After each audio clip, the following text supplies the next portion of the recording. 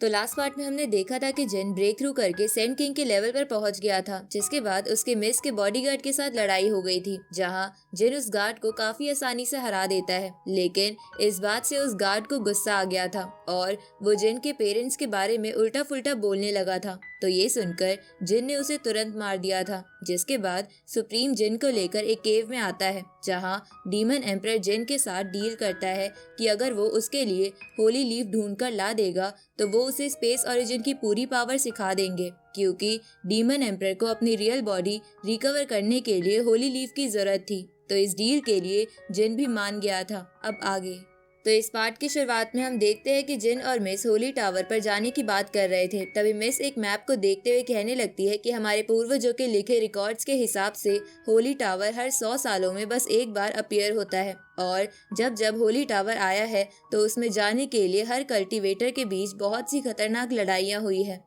अब वो जिनसे पूछती है कि क्या तुम सच में वहाँ जाना चाहते हो। तभी डिंकुन कहती है कि होली टावर में लाइफ एंड डेथ का एक्सपीरियंस करना बिल्कुल हेवनली टेस्ट जैसा खतरनाक है, लेकिन वहाँ जाना हमारे लिए काफी फायदेमंद हो सकता है। तो डिंकुन की बातों को सुनकर जिन मिस से कहता है कि होली स्पिरिट टावर इस बार वूजी वर्ल्ड में गॉड डुशुओ ट्री के पास ही ओपन होने वाला है, और मुझे उस ट्री के पास होली लीफ लेने जाना ही था, इसलिए मैं होली टावर को भी एक्सप्लोर करना चाहता हूँ।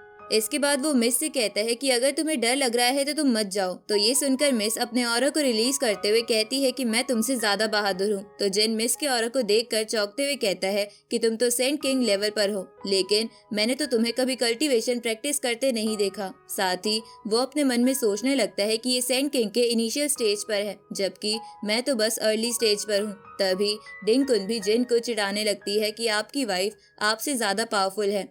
तो ये सुनकर जिन उसे शांत रहने को कहता है। अब मिस जिन से कहती है कि क्यों ना हम दोनों टावर पर सबसे पहले चढ़ने का कंपटीशन करें। अगले सीन में हम देखते हैं कि वो दोनों स्वॉर्ड पर फ्लाई करते हुए उस जगह पर आ गए थे जहां होली स्पिरिट टावर ओपन होने वाला था। तभी उन दोनों को पता चलता है कि वहां का ग्रेविटी प्रेशर नॉर्मल जगहों से काफी ज्यादा है, इसलिए वो दोनों पैदल ही माउंटेन पर चढ़ने लगते हैं, जहाँ मिस जिन को बताती है कि ये माउंटेन वूजी वर्ल्ड का फोरबिडन एरिया है और यहाँ जैसे जैसे हम ऊपर जाते जाएंगे हमारे ऊपर प्रेशर बढ़ता ही जाएगा। साथ ही जो कोई भी माउंटेन के टॉप पर पहुंच पाएगा वही टावर में एंटर कर सकता है।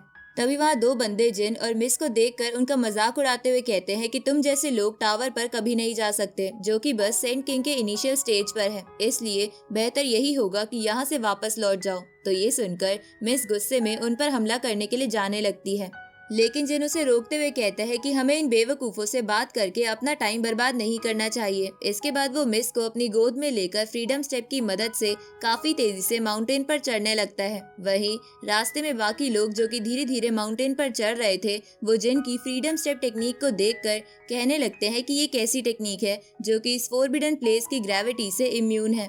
इधर जिन माउंटेन पर काफी ऊपर आ गया था, लेकिन अब उसे भी चढ़ने में दिक्कत आने लगती है। तभी उसके ऊपर पीछे से एक स्पिरिट बियर हमला करता है, जिसे जिन डॉज कर लेता है। जिसके बाद वो देखता है कि उसके ऊपर वो हमला कुछ लोगों ने किया था जो कि उसे ऊपर जाने से रोकना चाहते थे। तभी जिन उन तीनों बंदों से कहता है कि मैं फाइट करने के मूड में नहीं हूँ, इसलिए तुम लोग मुझे गुस्सा मत दिलाओ, क्योंकि जिसके अंदर एबिलिटी होगी वो खुद टावर के ऊपर चढ़ जाएगा, तो बीच में फाइट करने का क्या मतलब है।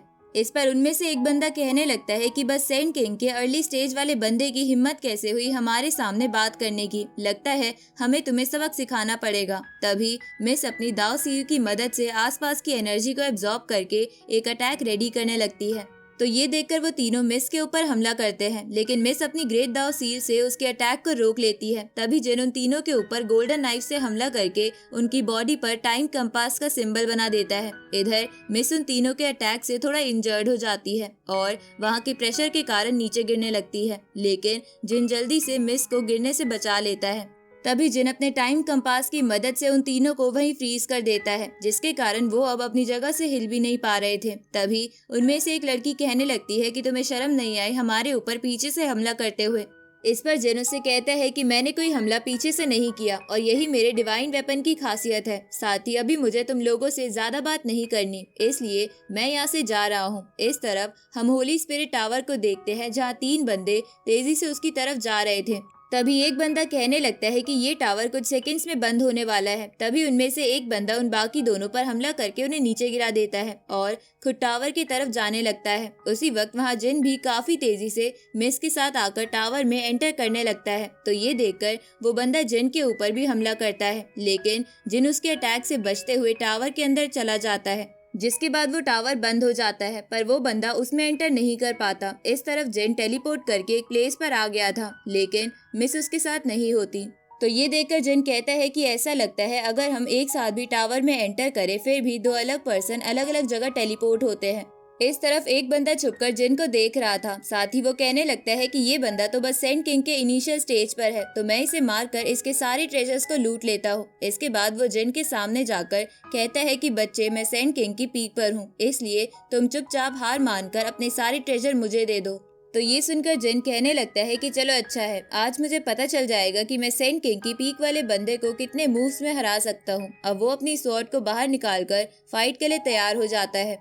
तो ये देखकर वो बंदा डेविल गॉड विजन नाम की टेक्निक से जिन के ऊपर हमला करता है, लेकिन जिन उसके अटैक से बचते हुए उसे अपने वुडन डाउ सील में कैद कर लेता है, जिसके बाद जिन इन्फिनाइट स्वॉर्ड से उसके डाउ विजन को खत्म कर देता है। तो ये देखकर वो बंदा अपनी हार मानकर जिन से माफी मांगने लगता है। तभी वो बंदा टेलीपोर्ट करके टावर से बाहर चला जाता है, जिस पर जिन कहता है कि ये टावर तो बहुत अजीब है, जो कि किसी बंदे के हार मानने पर उसे बाहर भेज दे रहा है। अब ऐसे ही जिन टेलीपोर्ट करके बहुत सी जगहों पर जा जाकर वहाँ के बंदों को हरा रहा था। साथ ही वो वहाँ की स्पिरिचुअल ऑरा को भी एब्जॉर्ब कर रहा था। साथ ही वो ऐसा करते करते सेंट किंग के मिडिल स्टेज पर पहुंच जाता है। अब जिन कहने लगता है कि मुझे बस एक और बंदे को हराना है, जिसके बाद मैं सेंट किंग की पीक पर पहुंच जाऊंगा। और इसी के साथ ये पार्ट यहीं पर एंड होता है।